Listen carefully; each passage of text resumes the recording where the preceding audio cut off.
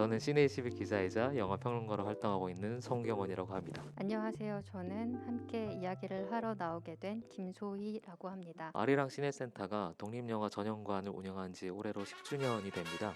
그래서 그걸 기념해서 아리랑 시네센터의 활동들을 좀 더 알리고, 그리고 이름이 이제 바뀌었거든요.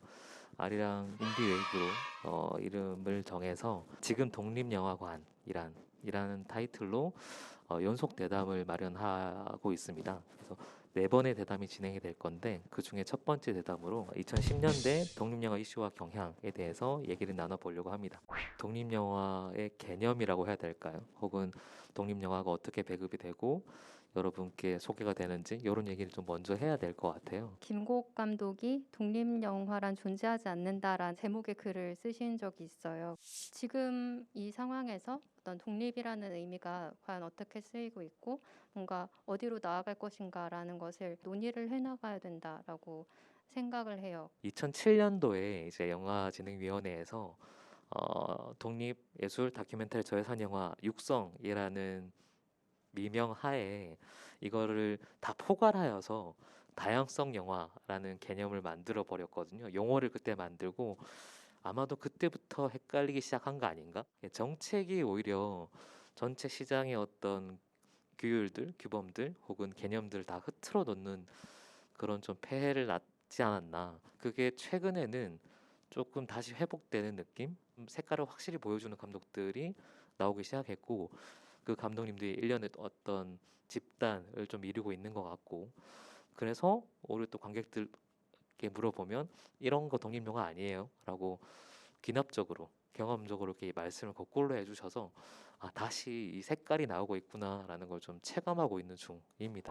최근의 독립 영화들이 좀 다양한 개성들이나 자기 목소리, 색깔들을 보여주는 거에 반해서 저는 2000년대 중반, 2010년대 중반에 있는 영화들은 다 엇비슷하다라고 느꼈었거든요. 제가 예전에 까이드 시네마의 기자, 평론가를 만나서 이제 짧은 대답을 한 적이 있는데, 특히 한국 독립 영화가 너무 찍어내는 것처럼 만든다는 거죠. 학원에서의 성장, 그리고 뭐 폭력을 통한, 그래서 그 끝에서 되게 피피한 어떤 상황을 만들어내는, 그게 사실은 한국 느와르 영화라든지 뭐 이런 폭력적인 영화, 남성 중심의 폭력적인 영화들의 약간 작은 버전 아니냐. 그래서 확실히 이런 패턴이 있구나라는 걸 오히려 바깥 시선에서 좀 알게 됐어요. 고루해져 가고 뭔가 비슷해져 간다라는 것은 단순히 독립영화만이 아니라 한국 영화 전체 어떤 상업 영화에서도 분명히 겪고 있는 현상인데 어떤 새로움에 대한 기대라는 것이 뭔가 독립 영화에 더 강하다 보니까 그런 비판들도 더 많이 받게 되는 것 같다라는 생각이 들기도 하고요. 겉보기에는 퀄리티는 점점 뭔가 상업 영화 비슷하게 맞춰져 가는 것 같은데 그 안에서 정말 담겨야 할 정신이라고나 할까요? 그러한 것들이 소실되어 가고 있다라는 그런 생각이 들어서 그런 것을 좀 어떻게 찾을까 하는 영화들이 지금 이제 막 개봉을 하고 그러면서 빛을 보는 것이 아닌가? 아마추어성이라는 것이 독립영화에 요구되는 어떤 것이기도 한데 이게 원래 가진 아마추어성이 아니라 뭔가 이전에 어떤 존재했던 어떤 것을 흉내내는 혹은 그리워하는 방식으로 아마추어성에 다가가고 있지 않나? 네. 아마추어성이라는 거 되게 중요한 키워드인 것 같습니다. 뭘 이제 우선순위에 두냐인데, 상업적인 목적이나 흥행을 우선순위에 두기보다는 다른 가치들을 찾는 영화들이 사실 독립영화인 거고, 아까 패턴화 말씀드렸지만 그런 거로 치면 상업 영화 훨씬 심하잖아요. 천편일률 혹은 뭐 유행 따라가기도 하고. 근데 상업 영화는 그걸 애초에 목적으로 하기 때문에 어느 정도 용인된 게 있는데, 독립 영화도 이래 버리니 실망감이 더 컸던 것 같기도 해요. 그럼 2010년대에 어떤 문을 열었던 영화는 뭐냐라고 하면, 저는 두 편이 기억나는 게 똥파리랑 파수꾼이거든요. 뭐 그 영화들이 바란 건 아니었지만 이제 그 영화들의 성공이, 혹은 평단의 어떤 호평과 이런 것들이 일종의 패턴들을 만드는 씨앗이 되지 않았나라는 생각이 드네요.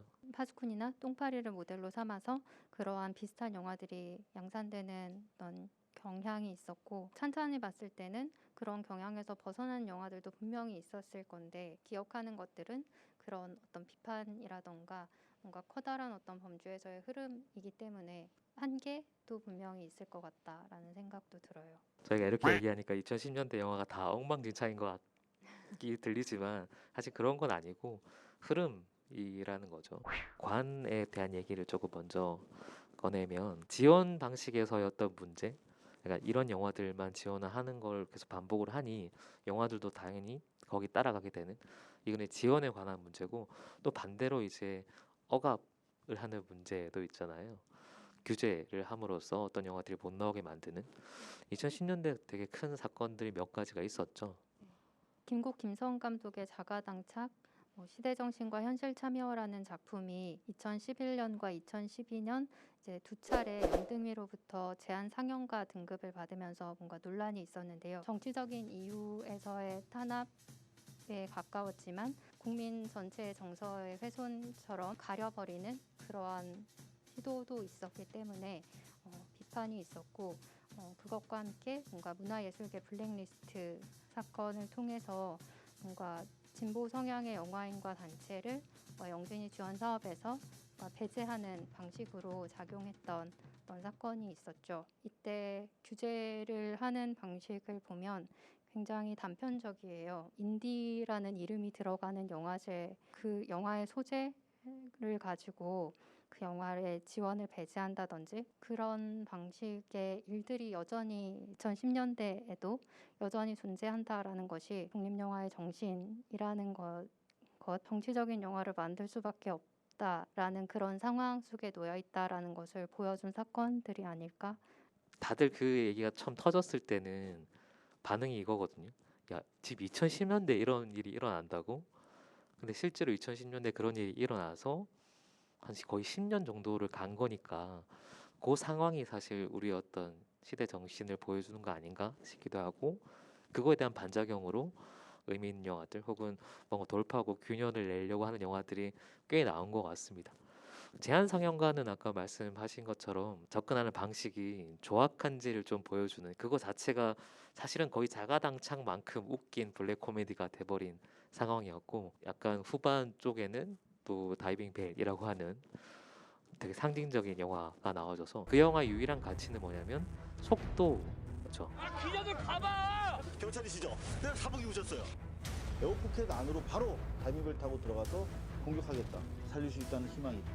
희망이 있는지 여부는 확인해 봐야 될 것 같아요. 사실 영화의 가장 큰 역할 중에 하나가 저는 조명되지 않는 곳을 보여주는 거라고 생각하거든요. 그런 다큐멘터들이 이 시기에 꽤 많이 나온 것 같아요. 다큐멘터리만이라고는 할 수는 없겠지만 2000년대 중후반에서 재개발 다큐멘터리들이 한참 나왔던 그런 시절이 있었는데, 정부 정책에 대해서 뭔가 반발하면서 다큐멘터리스트들이 사라지고 있는 그런 장소에 가서 작품을 만들기도 했었고요. 어떤 사회적인 가치를 이야기할 때 같이 이야기돼야 되는 것들이 과연 사회적인 가치라는 것이 무엇일까라는 이야기인 것 같아요. 독립영화가 영화계에서 겪는 어떤 소외감 같은 것이 어떤 사회적인 가치라고 할 때 어떤 그 영화가 만들어진 어떤 소재에 좀 초점을 맞추게 되는 경향이 있는 것 같은데, 그렇게 되면은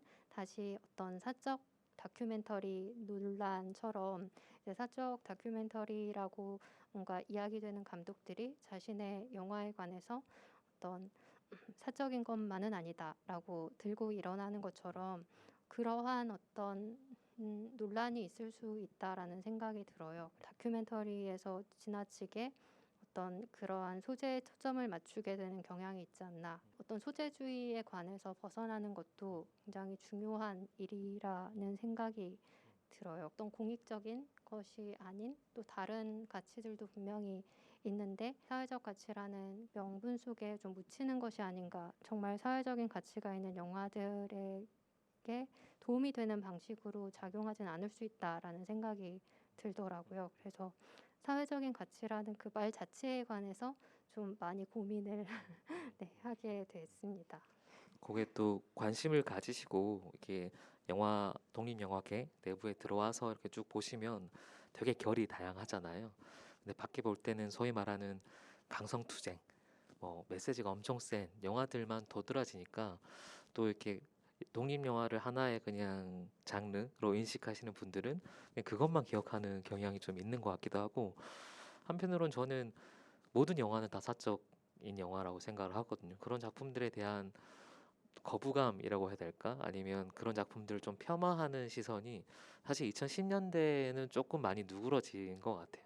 오히려 과거 같으면 되게 세게 메시지를 내거나, 아니면 흔히 왜 다이렉트 시네마라고 그대로 보여주거나 훼손하지 않고 그런 거에 대한 강박들이 있었는데, 이 시기가 오히려 그 접점을 좀 찾는 사적인 감상, 목소리와 그리고 공적인 이 울림, 두 가지의 어떤 균형을 찾으려고 발버둥치는 시기라고 저는 좀 느꼈고, 그거를 가능하게 해준 큰 두 사건이 사실 있잖아요. 용산 참사랑 세월호. 시기마다 영화가 서 있는 위치에 따라서 관점도 바뀌고 색깔도 바뀌고, 그리고 그 목소리들이 바뀌는 게, 그걸 이제 굳이 통칭하면 사적인 접근, 목소리, 뭐 트라우마가 어떻게 치료되는지 회복되는지 이런 얘기로 넘어가는 거 아닌가? 오히려 사적 영화라고 할 때 그것과 대비되는 것이 전 에세이 영화가 아닐까라는 생각이 들어요. 안에 들어있는 어떤 고찰이나 성찰 같은 것이 굉장히 깊고 거의 문학에 가까운 어떤 가치를 지니는 것이다라고 인식이 된다면, 산적 영화라고 할 때는 뭔가 그렇게 문학적인 가치까지는 없고 뭔가 사변적인 어떤 이야기처럼 그렇게 느껴지기 때문에 오히려 상대적인 것이 사적 다큐멘터리, 뭔가 사적 영화와 어떤 에세이 영화가 아닐까라는 생각이 들어서, 오히려 폄훼되고 있다라고 할 때 대항에 있는 것은 뭔가 액티비즘 다큐멘터리가 아니라 에세이 영화일 수도 있지 않을까라는 생각이 들어요. 영화 자체를 내용이라든지 소재를 중심으로 봤을 때 나오는 이야기들이 아닌가. 그런 좀 문학적 감성으로 접근한 영화 중에 기억나는 거는 한여름의 판타지아 같은 영화가 그 앞뒤로 좀 영향을 미친 것 같아요. 또 하나는 뭐 이무순 감독님처럼 독립 영화의 어떤 색깔이 되게 다양해졌구나라는 걸 좀 보이는 증거로서 기억나는 영화들입니다. 김웅수 감독의 영화가 한국에서는 에세이 영화로 많이 이야기되는 영화이고, 그러니까 초현실 오사랑 같은 세월호에 관련된 어떤 영화도 만드셨죠. 이제 제일 처음에 우리 얘기 꺼냈던 2010년대 후반부터 보이는 또 변화들, 요 엄혹한 시기를 지나서 각자 도생으로 뭔가 싹을 틔우는 것 같은 영화들에 대해서 얘기를 좀 해보면 좋겠는데, 일단 최근에 영화들에서 보이는 가장 큰 변화랄까요? 뭐 키워드를 잡는다고 하면 어떤 게 있을까요? 빼놓을 수 없는 게 바로 여성 감독들의 등장. 영화계 내 성폭력 운동, 해시태그 운동과 미투 운동을 통해서 촬영 현장에 나타난 어떤 억압이라든지 불공정한 것이 실제 영화에서도 그대로 반영된다라는 생각을 가지고 많은 제작자들이 어떤 자정 노력을 했던 것, 2010년대에 빼놓을 수 없는 부분이 아닐까? 뭐 사실 이거는 상업 영화, 독립 영화 다 포함해서 나온 변화긴 하지만 출발은 아무래도 독립 영화 쪽이었던 것 같고, 그런 색깔을 훨씬 더 많이 보여주는 영화들도 독립 영화들이 더 많은 것 같고, 성과를 낸 영화들도 일종의 팬덤을 형성하는 영화들도 뭐 벌새를 비롯해서 뭐 어바디 매기, 혹은 뭐 올해 개봉한 영화죠 산시리는 복도 많지라든지, 뭐 그런 영화들이 계속 나와주는 것 같아요. 여성 감독이라는 이름을 수식어, 뭔가 여성 영화라는 수식어를 붙여야 되는가라는 것에 관해서도 좀 논란이 있었던 것 같은데요. 그럼에도 불구하고 지금 여성 서사라는 것이 굉장히 부족했고 좋은 여성 서사가 부족했던 그런 상황들이 있었기 때문에 여성이라는 어떤 키워드를 붙여서 이야기하는 것이 한편으로는 어떤 의미가 있을 수도 있다라는 생각이 들고, 여성이라는 키워드와 영화적인 것이 뭔가 분리된 것처럼, 뭔가 대립되는 것처럼 이야기되기도 하는데, 문화적인 측면에서 다른 분야와 어떤 접속할 수 있는 면들이 넓어진다라는 생각이 들어요. 여성 영화라고 하면 예전에는 여자가 주인공인 영화, 여성 감독이 만든 영화, 그냥 통칭을 해버렸는데 사실 그렇진 않잖아요. 영화가 담고 있는 진짜 메시지가 뭐냐에 따라서 진짜 좁게 엑기스로서의 어떤 여성 영화란 개념이 있을 건데, 좀 방만하게 쓴 거죠. 독립 영화 중에도 되게 코어에 가까운 어려운 영화들이 좀 있잖아요. 그것처럼 여성 영화도 그렇게 좀 세분화되지 않을까라는 생각이 좀 듭니다.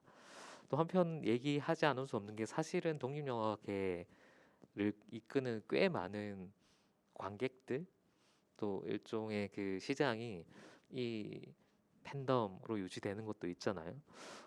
작년부터 해서 사실 영화들이 의미 있는 성취를 거둔 영화들 중에 상당수는 이런 메시지를 다루고 있는 영화라든지 그런 완성도를 보인 영화들인 것 같아요.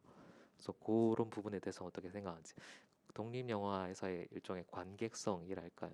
여성 관객성을 또 빼놓을 수 없을 것 같다라는 생각이 들고 관객의 호응이 없었다라면 해시태그 운동의 어떤 이어짐 이 뒷받침되기가 힘들었을 것 같다라는 생각이 들고 부정한 방식으로 만들어진 영화를 소비하지 않겠다라고 표현을 하는 그런 관객들이 있었기 때문에 SNS를 통해서 표현 창구들이 활발해지면서 어떤 관객성이라는 것과 지금 어떤 영화에 있어서의 올바름의 추구라는 것이 함께 가는 것 같은데요.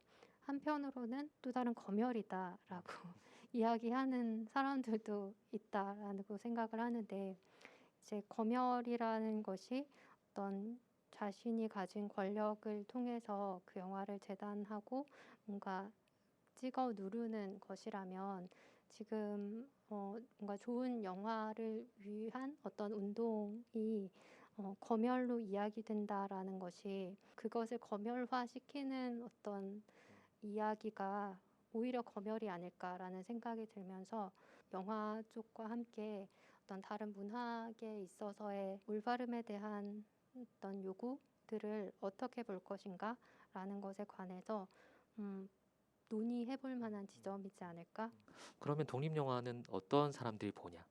독립 영화 관객은 누구냐? 그걸 한번 확인해 볼 필요는 있을 것 같아요. 2000년대 후반에 독립 영화 관객이라고 불리던 사람들 집단과 지금은 색깔이 확실히 다른 것 같거든요. 예전의 관객들이 사라진 만큼 새로운 관객층이 나온 것 같고 그 새로운 관객층이 관심을 갖고 있는 소재가 이를테면 최근에는 뭐 여성 영화라든지 그런 게 아닐까 싶어요. 코로나19 시대에 사실 모두가 다 힘들지만 제일 직접적으로 타격받는 것 중에 하나가 또 독립영화 진영이기 때문에 코로나 시대 독립영화 얘기를 조금 해보시죠. 지금 극장 자체가 뭔가 위기를 맞고 있는 상황 속에서 다른 플랫폼에서 성공하기 위해서는 홍보라든지 아니면 그 영화가 어떤 상영되고 만나는 그런 순서를 거쳤을 때 더 효과를 발휘하는 것이지 이름 없는 감독의 어떤 영화라는 것이 뭔가 온라인에서 공개됐다고 해서 그것이 효과를 발휘할 수는 없기 때문에 개별 작품들의 힘에만 기대는 것이 과연 맞는 것인가 여러 가지 생각이 좀 들더라고요. 사실 엄청난 거장 유명한 사람이 영화를 만든다고 해도 온라인으로는 접근성이 떨어져요. 정확히는 접근성이 떨어진다기보다는 집중력이 떨어지는 건 거죠. 극장을 포맷으로 상정해서 만들어진 형식이기 때문에 거기에 최적화되어 있는 거고 저는 최근에 위아원 영화제라고 이렇게 전 세계 영화제를 뭉쳐서 미상영작이나 아니면 이런 행사 같은 것들 보여주는 유튜브에서 시도한 것들이 있었는데 그거 보면서 되게 많은 생각이 들었거든요. 전 세계 단위로 해도 이 정도가 맥시멈이구나, 이 정도밖에 안 보는구나라는 걸 숫자로 확인을 하니까 아 이거는 우리가 생각하는 거랑 완전 다를 수 있겠다라는 걸 좀 실감을 했고요. 실제로 독립 영화가 타격을 받는 이유 중에 하나는 규모가 워낙 작기 때문에 그렇기도 하고 지역 상영관이나 아니면 작은 예술 영화관, 뭐 다양성 영화관 그런 것들 위주로 많이 상영되다 보니 직접적인 타격이 있는 건 거죠. 커뮤니티성이 훨씬 더 강하다고 보거든요. 그러다 보니 그 커뮤니티의 기반이 되는 공간들이 해체가 돼버리면 독립 영화는 이제 위기에 빠지는 건 거죠. 근데 또 한편으로는 인터넷이 처음 나왔을 때 기술이 막 모두를 평등하게 만들어줄 거다라는 낙관처럼 어떻게 보면 접근성을 올리는 계기가 될 수도 있을 것 같기도 합니다. 사실 지방 관객들 같은 경우는 워낙 우리나라의 문화적 시설, 기반 시설이 미약하다 보니 오히려 영화들을 만날 수 없는 상황이 훨씬 더 많거든요. 저희가 영화를 얘기를 하고 다루고 있어도 그거는 그네들의 세상이고 나는 이 영화 보고 싶어도 못 봐가 되는 경우가 되게 많은데 오히려 온라인 상영을 해버리거나 아니면 그렇게 배급을 깔거나 아니면 처음부터 OTT를 공략을 하거나 하다 보니 나는 영화를 찾아볼 수 있게 된 거예요. 그래서 양쪽이 다 같이 가는 것 같아요. 근데 그거를 어떻게 이거는 좀 구조적으로 지혜롭게 접근을 할 거냐, 산업에서 좀 고민을 해야 될 문제인 것 같고, 그거랑 별개로 좀 저는 걱정되는 거 혹은 좀 기대되는 것 중에 하나는 영화가 어떻게 바뀔까이기도 합니다. 제가 재밌게 생각했던 일화 중에 하나가 시네마스코프 비율 처음 나왔을 때 그 비율을 적용한 초반의 영화들, 그걸 화면을 활용할지를 모르는 영화들이 되게 많아요. 근데 한 2, 3년 지나면 그 비율을 드디어 제대로 활용하는 감독들이 나오고 새로운 영화 언어를 만들어내는 거죠. 꼭 극장에서 틀어야 되는 영화가 아니야. OTT로 먼저 가야 돼. 뭐 이런 영화들이 자연스러워진다고 하면 그거에 맞는 되게 창의적인 영화인들, 독립 영화인들이 나올 것 같고, 그러면 이제 영화 형태도 바뀌게 되겠죠. 오히려 온라인에서 물리적인 제약을 뛰어넘을 수도 있다라는 생각이 한편으로는 들기도 하네요. 저는 사실 그렇게까지 극장을 사랑한 사람이 아니라고 생각했는데 최근 들어서 오히려 극장을 못 가게 되니 내가 되게 극장을 중요하게 생각하는 사람이었구나라는 걸 좀 거꾸로 깨닫고 있는 중이에요. 그래서 그것도 충족이 되고, 또 아까 말씀드린 지방 관객들 이 영화를 만날 수 없는 접근성의 문제도 요 기회로 해서 해결이 돼서 되게 다양한 색깔의 영화들이 좀 많이 나왔으면 좋겠습니다. 2010년대는 독립영화계 어떤 시기였던 것 같다라고 마지막으로 좀 마무리를 해주신다면. 복원이라고 할까요? 어떻게 회복할 것인가? 어떤 그러한 것들이 독립영화에서도 좀 중요한 이야기였지 않나라는 생각이 듭니다. 키워드를 한마디로 정리하면 저도 회복, 복원이랑 비슷한 말이죠.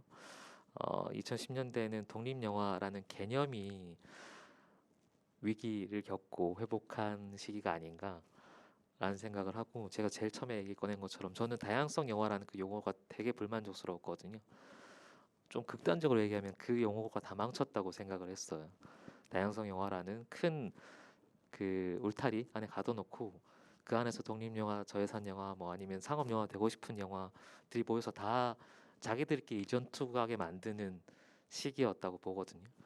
그런데 그렇게 함에도 불구하고 만드는 사람들 혹은 창작자들, 예술가들의 어떤 에너지는 대단해서 결국은 회복을 시켜 나가는, 그래서 예전과는 다른 방식으로, 다른 접근으로 새로 출발하는 독립 영화라는 개념을 지금 만들고 있구나.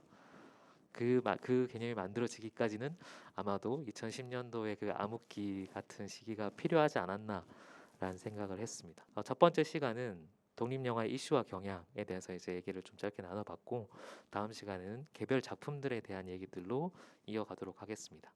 네, 그러면 다음 시간에 뵙겠습니다. 수고하셨습니다.